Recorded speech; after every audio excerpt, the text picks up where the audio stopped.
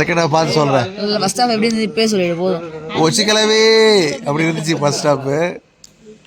அது எப்படி இருந்தது? அவங்க ஊர் கேரளா காட்டா. எவ்வளவு பொறுமையா அந்த படம் எடுத்திருக்கான்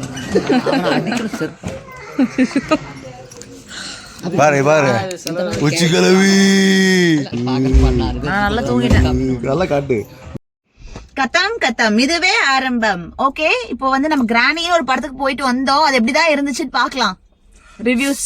ஸோ கிராணி அப்படிங்கிற ஒரு படம் வந்து இப்போ நிறையா படங்களுக்கான ரிலீஸ் டேட்ஸ் அவைலபிள் இருக்கிறதுனால இப்போ நல்லா வரிசையாக ரிலீஸ் பண்ணுறாங்க. அதில் ஒரு படம் வந்திருக்கு கிராணின்னு படம்.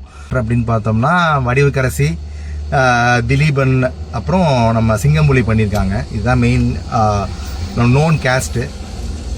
இது ஒரு ஹாரர் த்ரில்லராக ட்ரை பண்ணியிருக்காங்க. அதாவது ஒரு ஃபோக்லோர், அதாவது வாய்வழி கதைகள் அப்படிங்கிற மாதிரி பேஸ் பண்ணி 100 வருஷம் 150 வருஷத்துக்கு முன்னாடி நடந்த விஷயத்த பேஸ் பண்ணி அவங்க அதை ட்ரை பண்ணியிருக்காங்க. Ideology wise good. மித்தபடி பார்த்தீங்கன்னா இதை வந்து ஒரு ப்ரெசன்டபுளாக நம்ம ஒரு ஃப்ரெஷ் ஐடியாவை கொடுக்கணும் அப்படின்னு ட்ரை பண்ணியிருக்காங்க. பட் அன்ஃபார்ச்சுனேட்லி வந்து அந்த ட்ரை வந்து எஃபர்ட்டாக ஸ்க்ரீனில் கன்வெர்ட் ஆகலை. அது என்னுடைய ஃபர்ஸ்ட் படம். அதாவது இது 50 வருஷத்துக்கு முன்னாலேன்னு 60 வருஷத்துக்கு முன்னாலேன்னு சொல்கிறாங்க. அந்த அத்தனை வருஷத்துக்கு மேலே இதெல்லாம் நடந்திருக்குமா அப்படின்னு ஒரு சந்தேகம் பலருக்கு இருக்கலாம். ஃபேண்டசி தான், சும்மா அந்த நம்பிக்கை இருந்தால் இந்த படத்தை ஓகே பண்ணலாம். நம்பிக்கை இல்லாதவங்களுக்கு இந்த படம் ஓகே கிடையாது. நீங்க என்ஜாய் பண்ணீங்களா? இல்லப்பா, எனக்கு இது கொஞ்சம் பிடிக்கல படம். இன்ட்ரெஸ்டிங்கா இல்லை. அது கடைசி முடிவும் ஒரு மாதிரி முடிச்சுட்டாங்க. அது அதோட ஒரு சிங்கம்புலி அவரோட ஆக்டிங் எல்லாம் கொஞ்சம் அவரோட ஆக்டிங் நல்லா இருந்துச்சு. அண்ட் ஒரு சில இடத்துல காமெடி ஒர்க் அவுட் ஆச்சு. மற்றபடி வடிவுக்கரசி அம்மாவோட ஆக்டிங் சூப்பர். பட் ஓகேஷ் படம் தான், அவ்வளவுதான். லைக் எவ்வளவு மார்க்ஸ் கொடுப்பீங்க? நீங்க சொல்லுங்க. நான் 10க்கு ஒரு 10க்கா? 10க்கு ஒரு 3 மார்க் கொடுப்பேன். ஓகே, நான் 4. நானும் அதே 4 மார்க் தான் கொடுப்பேன். ஆக்சுவலாக என்ன ரீசன், எலமெண்ட்ஸ் காட்டுறதுக்கான எவ்வளோ வாய்ப்புகள் இருக்கு. இன்னமும் கதவு மூடுறது, ஜன்னல் மூடுறது, இதுவே 2026லயும் காட்டுறாங்க அப்படிங்கிறது வந்து ஒரு விஷயம்.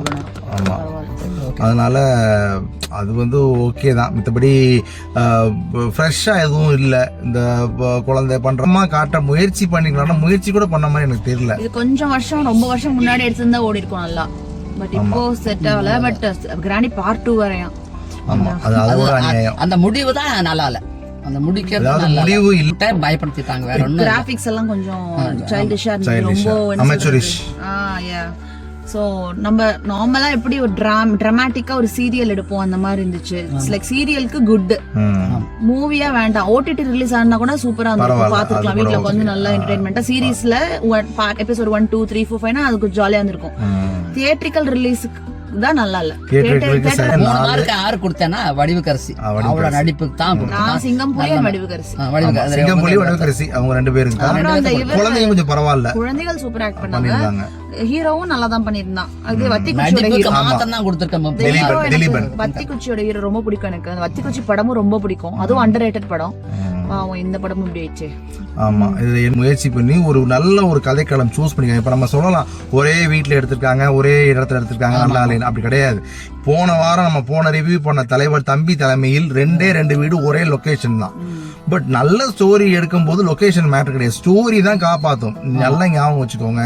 நீங்க வந்து கோலிவுட்ல இருந்து ஹாலிவுட் வரைக்கும் ஸ்டோரி நினைச்சா யாரை வேணாலும் ஹீரோ ஆக்க முடியும், ஹீரோவை ஒண்ணுமே இல்லாம பண்ண முடியும். நல்லா ஞாபகம் வச்சுக்கோங்க. இந்த படத்துக்கு ஆளுக்காண்டி எழுதுறது இதெல்லாம் செகண்டரி தான். ஃபர்ஸ்ட் ஸ்டோரி தான் அந்த ஆளை உருவாக்கும், அப்புறம் தான் ஆளை தேடி போறாங்க. புரியுதா? பார்க்கலாம். இப்போ நாங்கள் ரிவ்யூ பண்ணுறோம், அதை பற்றி ஒரு பக்கம் விட்டுருங்க. பார்த்த எல்லாருமே என்ன சொல்கிறாங்க, ஏன்டா வந்தோம் அப்படிங்கிற மாதிரி இருக்கு. ஸோ அட்லீஸ்ட் பார்ட் 1 நிப்பாட்டி இருந்தாலும் பரவாயில்ல.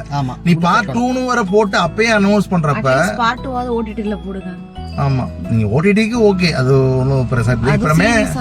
ஆமா, இப்ப நம்ம உண்மை இதாவே இதை எடுத்துக்கலாம். ஏன் உங்களை சிரமம் சீல ட்ரை பண்ணி ஒன்றும் தப்பு இல்லையே. உங்களுக்கு மணி தானே. இந்த இடத்துலயும் இது வந்து கமர்ஷியல் மூவி தான், இது வந்து ஃபார் ப்ராஃபிட் மூவி தான். இப்பயே நான் சொல்றேன், ஐடியாவை நல்ல ஐடியா, எங்க கோட்டை விட்டாங்கிறது தெரியல. அதாவது நம்ம ஒரு சினிமா பார்க்கணும்னு போனா ஒரு ஜாலியா என்ஜாய் பண்றதுக்கு என்டர்டைன்மெண்ட் தான் போறோம் ஒரு சினிமாவுக்கு. இது மனுஷனை போட்டு ஒரு குழப்பி என்னத்துக்கடா சினிமாவுக்கு வந்தோங்கிற அளவுக்கு பண்ணிட்டார்.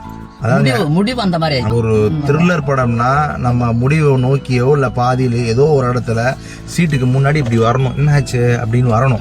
அதுதான் த்ரில்லர் படம். எட்ஜ் ஆஃப் த சீட்டுங்கிறது வார்த்தை மட்டும் கிடையாது, அது உண்மையிலேயே இருக்கும். நீங்க அது எந்த ஊர்ல எடுத்துக்கலாம், அது village, town, city, mega city, cosmopolitan வித்தியாசமே கிடையாது. அதை செய்யுங்க, அவ்வளவுதான். அட்லீஸ்ட் ஒரு 5 சீன், வெறும் 5 சீன், 60 சீன். ஃபைன், இது ஒரு எக்ஸ்பீரியன்ஸ் தான். அவங்க ஒரு experience. இருக்காங்க. Okay fine. Next time OTT release பண்ணாவது பரவாயில்லை. Experience is fine. முயற்சிக்கு எப்போதும் ஐடியாவுக்கு பாராட்டலாம், ஒன்றும் தப்பு கிடையாது. ஆக்டர்ஸ் எல்லாம் எடுத்த முறை சரியில்லை, அவ்வளவுதான். தீமும் சரியில்லை, ஹிட் ஆர் மிஸ் தான். இது ஒரு பிசினஸ், எல்லா டயத்துலயும் உங்க சக்சஸ்ஃபுல்லா இருக்குன்னு சொல்ல முடியாது. சினிமா ஆமா, முயற்சிக்கு வாழ்த்துக்கள், அவ்வளவுதான். Okay, Thank you guys. இன்னொரு ரிவ்யூல பார்க்கலாம். பை. கத்தம் கத்தம் இதுவே ஆரம்பம். இதே தொடர் கதை.